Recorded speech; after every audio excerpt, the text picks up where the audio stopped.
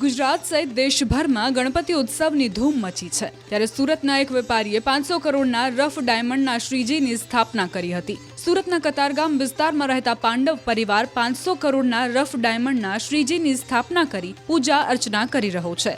આશરે 18 વર્ષ પહેલા રફ ડાયમંડને કાપતા વેપારી રાજેશભાઈને શ્રીજીના આકાર ધરાવતી આ પ્રતિમા જેવો ડાયમંડ મળી આવ્યો હતો। જો કે પરિવારમાં આ અંગે વાત કરતા પરિવારને પણ ગણપતિ બાપ્પા હોવાનો જ અહેસાસ થયો હતો।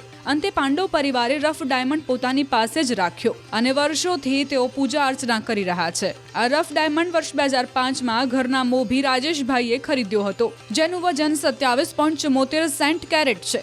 રાજેશભાઈએ આ રફ ડાયમંડને ઇન્ડિયન ડાયમંડ ઇન્સ્ટિટ્યૂટ ઓફ લેબોરેટરીમાં પણ તપાસ કરાવ્યો હતો, જેનું પ્રાથમિક પ્રમાણપત્ર તેઓની પાસે છે। પરંતુ કહેવાય છે કે શ્રદ્ધાનો વિષય હોય તો પુરાવાની શી જરૂર। તે જ રીતે ડાયમંડમાં ગણપતિની પ્રતિકૃતિ જોઈને આ પરિવાર હવે રફ ડાયમંડની પૂજા કરી રહ્યો છે। ઉલ્લેખનીય છે કે એક તરફ દેશભરમાં ગણેશ મહોત્સવની ધૂમ મચી છે, હજારો પરિવારો ગણપતિ બાપ્પાની પૂજા અર્ચનામાં લીન બન્યા છે, ત્યારે સુરતનો આ પરિવાર છેલ્લા 18 વર્ષથી અનોખા ગણપતિની પૂજા કરીને ધન્યતા અનુભવી રહ્યો છે।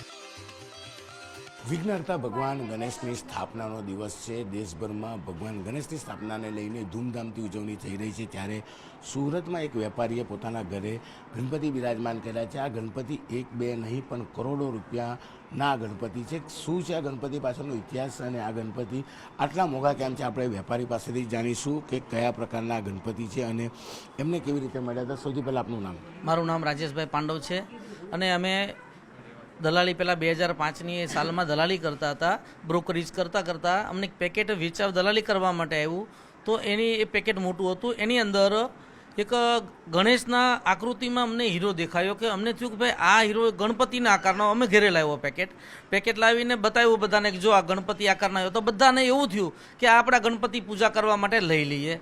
તો પછી અમે એક હીરો અમારી ફંડ એકત્રિત કરી અને પછી અમે ખરીદી કર્યો। પછી એને આપણે ઇન્ડિયન ડાયમંડ ઇન્સ્ટિટ્યૂટની અંદર થોડાક સમય પછી અમે એને પ્રમાણિત કરાવ્યો, વેરીફાઈ કરાવ્યો।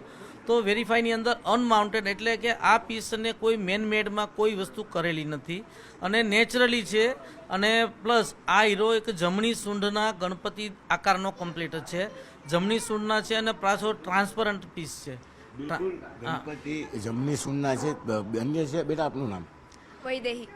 બેટા, શું કહેશો ગણપતિને લઈને? દરેક હીરો અનમોલ જ હોય છે, પણ અમારા ઘરે જે હીરો આવ્યો છે એ ગણપતિ આકારનો છે, એટલે એની સાથે આસ્થા અને શ્રદ્ધા પણ જોડાઈ જાય છે, જે અનમોલ જ છે, જેની કોઈ તુલના જ નથી।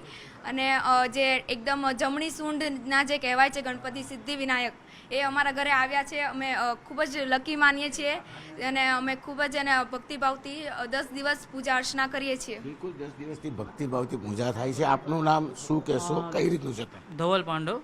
અને આપણે જે ગણપતિ અમારા જે અહીંયા ઘરે પધરામણી કરી છે, તો અમે ગણેશ ચતુર્થીમાં અમે ઘરે એના ભક્તિભાવથી અમે શુભારંભ કરીએ છીએ।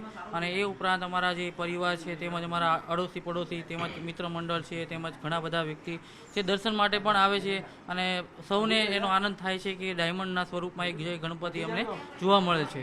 બિલકુલ, સુરત ડાયમંડ નગરી કહેવાતી હોય છે, ત્યારે દેશભરમાં ગણપતિની સ્થાપના થાય છે, ત્યારે ડાયમંડ શહેરમાં ડાયમંડના ગણપતિને બિરાજમાન કરવામાં આવ્યા છે। દ્રશ્યો સીધા જોઈ શકાય છે કે આ ગણપતિ કે જેની પરિવાર માટે મૂલ્ય નથી, પણ જો બજાર મૂલ્ય જોવા જાય તો કદાચ આ ડાયમંડ રફ ડાયમંડ છે, ને જો આ ડાયમંડ પોલિશ થાય તો એની કિંમત 500 કરોડ આજુબાજુ પહોંચતી હોય છે। ત્યારે ચોક્કસ શ્રદ્ધાનો વિષય છે અને પરિવાર શ્રદ્ધાથી ગણપતિ સ્થાપનાના દિવસે આ ગણપતિની સ્થાપના કરી દર્શન માટે મૂકતા હોય છે। ત્યારે કહી શકાય કે અલગ અલગ સંસ્થાઓ દ્વારા તેને સર્ટિફાઈડ બી કરવામાં આવ્યા છે। ત્યારે સુરતના ગણપતિ હાલ આકર્ષણનું કેન્દ્ર બન્યા છે। કેમેરામેન ભરત બ્રહ્મભટ્ટ સાથે કીર્તિશ પટેલ, ન્યૂઝ 18 ગુજરાતી, સુરત।